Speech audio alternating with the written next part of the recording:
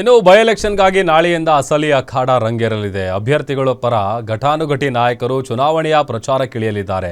CM Siddaramaiah, DCM DKShi ಕೈ ಅಭ್ಯರ್ಥಿ ಪರ ಮತಯಾಚಿಸಲಿದ್ದು, ಬಿಜೆಪಿ ಅಭ್ಯರ್ಥಿಯ ಪರ ಮೈತ್ರಿ ನಾಯಕರು ಭರ್ಜರಿ ಮತಬೇಟೆ ನಡೆಸಲಿದ್ದಾರೆ. ಈ ಕುರಿತ ಒಂದು ರಿಪೋರ್ಟ್ ಇಲ್ಲಿದೆ. ಬೈ ಎಲೆಕ್ಷನ್ ವಾರ್ನಲ್ಲಿ ಘಟಾನುಘಟಿಗಳ ಮತಬೇಟೆ. ನಾಳೆಯಿಂದ ಕ್ಷೇತ್ರಗಳಲ್ಲಿ ಅಸಲಿ ಗೇಮ್ ಶುರು. ರಾಜ್ಯದಲ್ಲಿ ಉಪಚುನಾವಣೆಯ ಕಾವು ಜೋರಾಗಿದೆ. ಕಾಂಗ್ರೆಸ್ ಮತ್ತು ಬಿಜೆಪಿ ಎರಡೂ ಪಕ್ಷಗಳು ಈ ಉಪಚುನಾವಣೆಯನ್ನ ಪ್ರತಿಷ್ಠೆಯಾಗಿ ತೆಗೆದುಕೊಂಡಿವೆ. ತಮ್ಮದೇ ಕ್ಷೇತ್ರಗಳನ್ನ ಗೆಲ್ಲೋಕೆ ಕಾಂಗ್ರೆಸ್ ರಣತಂತ್ರ ರೂಪಿಸುತ್ತಿದ್ರೆ, ಇತ್ತ ಬಿಜೆಪಿ 2 ಕ್ಷೇತ್ರಗಳಲ್ಲಿ ಕಮಲ ಅರಳಿಸಬೇಕು ಅಂತ ಪ್ರತಿತಂತ್ರ ರೂಪಿಸುತ್ತಿವೆ. ಆದ್ರಿಂದ ತಮ್ಮ ಅಭ್ಯರ್ಥಿಗಳ ಪರ ಘಟಾನುಘಟಿ ನಾಯಕರು ನಾಳೆಯಿಂದ ಪ್ರಚಾರ ಕಣಕ್ಕೆ ಧುಮುಕಲಿದ್ದಾರೆ.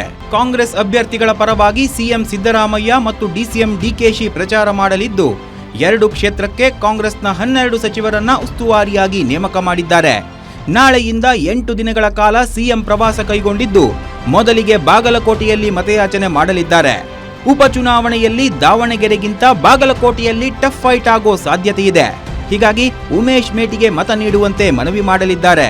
ಕೊನೆಯ 2 ದಿನ ದಾವಣಗೆರೆ ಪ್ರಚಾರ ಕಾರ್ಯದಲ್ಲಿ ಭಾಗವಹಿಸಲಿದ್ದಾರೆ. ಇನ್ನು ಆಡಳಿತಾರೂಢ ಕಾಂಗ್ರೆಸ್ ವಿರುದ್ಧ ಬಿಜೆಪಿಯು ಭರ್ಜರಿ ಮತಬೇಟೆಗೆ ರೆಡಿಯಾಗಿದೆ. ಬಿಜೆಪಿ ನಾಯಕರಾದ ವಿಜಯೇಂದ್ರ, ಆರ್ ಅಶೋಕ್ ಹಾಗೂ ಮೈತ್ರಿ ನಾಯಕ ಎಚ್.ಡಿ. ಕುಮಾರಸ್ವಾಮಿ ಸೇರಿದಂತೆ ಹಲವು ನಾಯಕರು 2 ಕ್ಷೇತ್ರದಲ್ಲಿ ಭರ್ಜರಿ ಪ್ರಚಾರ ಮಾಡಲಿದ್ದಾರೆ.